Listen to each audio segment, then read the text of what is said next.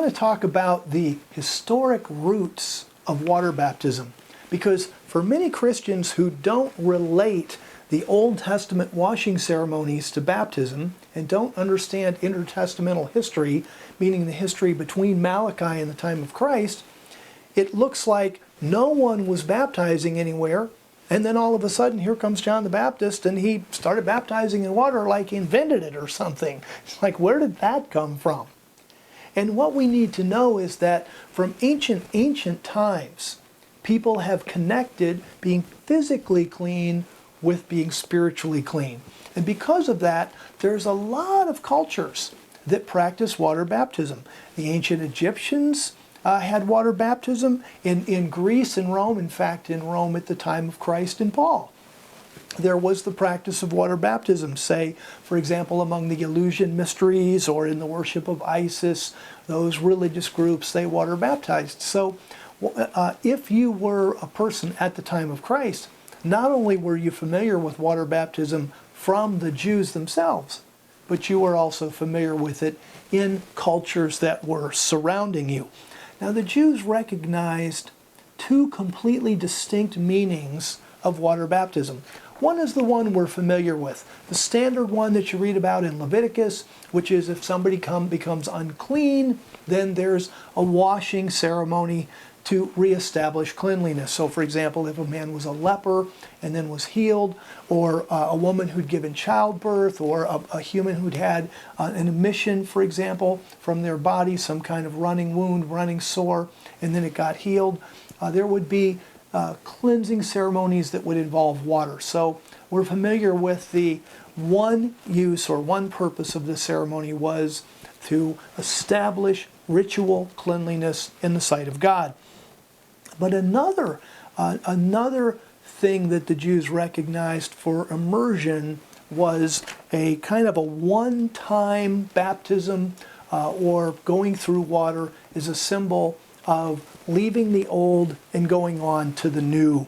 And we'll see that, for example, it shows up in verses like Romans 6 or Colossians 2, where it talks about when we are baptized to Christ, being baptized into his death. We leave the old behind and we move into the new. Now, one of the things that we need to be aware of when we're talking about the Old Testament, and when we're trying to understand how baptism came to be at the time of John, Christ, and the Christian church, one of the things that we need to be aware of, and you can see this clearly if you go back and read Leviticus, is that in many cases, when someone was unclean, to become clean, yes, they had to go through a washing ceremonies, but they also had to do an animal sacrifice. So, for example, if you read about in Leviticus 15, I believe it is, about the cleansing of a leper, if there was a man who was a leper and he was cleansed, he couldn't just wash or just do an animal sacrifice.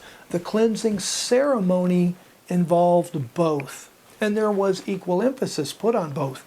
Under the Mosaic Law, both the sacrifice and the cleansing were very important. Now, historically, in 586 BC, here comes Nebuchadnezzar across the Fertile Crescent, and he burns the temple down. And that was a crisis point in Jewish history, because up until 586 BC, we could do the Mosaic Law. We could do the animal sacrifices and do the washing ceremonies. But now all of a sudden, no temple. Worse than that, Nebuchadnezzar not only burned the temple down, he grabbed up all the people and he carried them over to Babylon. Now how are we going to do our law? How are we going to fulfill the Mosaic Law? Can't worship at the temple, no daily sacrifice. And of course, the Jews didn't do away with their religion. They just didn't say, oh, well, the heck with it, we're walking away. What they did all of a sudden was the things that they could do became more important. So from the time of Moses until the destruction of the temple in 586, somebody's a leper, and the cleansing with water was important, the animal sacrifice was important. Now the law, now the temple is burned, and what happens is water baptism becomes much more important. And starting with the destruction of the temple in 586, there's more and more and more importance and weight put on baptism ceremonies because it was what could be done. By the way, it was after the destruction of the temple, when people were carried away to Babylon, that the synagogue movement started. And I should say, when the Jews were carried away to Babylon, only a small portion of them returned. And in fact, from that point on, from 586 BC on, there were always more Jews outside of Israel than inside of Israel. So now with no temple, they start the synagogue movement, which did not start. Synagogue does not mean a building, it's a meeting. And so the Jews started meeting with no temple, and they started to focus on the meaning of the law and liturgy and that kind of thing. And of course, water baptism.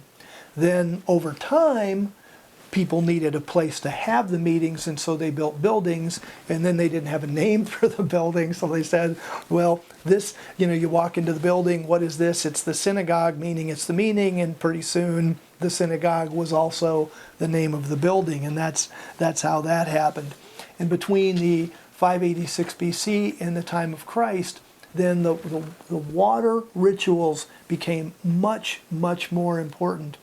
And then by the time of Christ, we see, here comes John, here comes Jesus, and they're water baptizing. And we have good evidence, as we saw in an earlier session, from the mikvahs, from archaeology, and from Jewish history about the water. Now, if we read in Leviticus, and it's too bad in many ways that in most Bibles, the washing in Leviticus is not properly delineated. For example, when I read the NIV, it says that the person who wants to be cleansed, this is Leviticus 15:13, must wash his clothes and bathe himself with fresh water. But it's not the Hebrew word for fresh, it's the word for living. Living water. And this became very important because to fulfill the law, a person had to be washed in living water. And living water was water that came from the hand of God. And as the Jews, meaning water in a river, for example, or water that would come directly, say, land from rain and then be immediately running off so that it would be channeled and running. But cistern water was not considered living water, and it wasn't valuable for cleansing people. And by the time the Jews started to codify this stuff in a book, the Mishnah, the Jewish Mishnah, they devoted what's called a tractate, we'd call it a chapter. They devoted an entire chapter to mikvahs and the water in the mikvahs and how the cleansing was to be. And the Jews, the reason we can trust some of what the Mishnah said is the Jews were very good at keeping their traditions.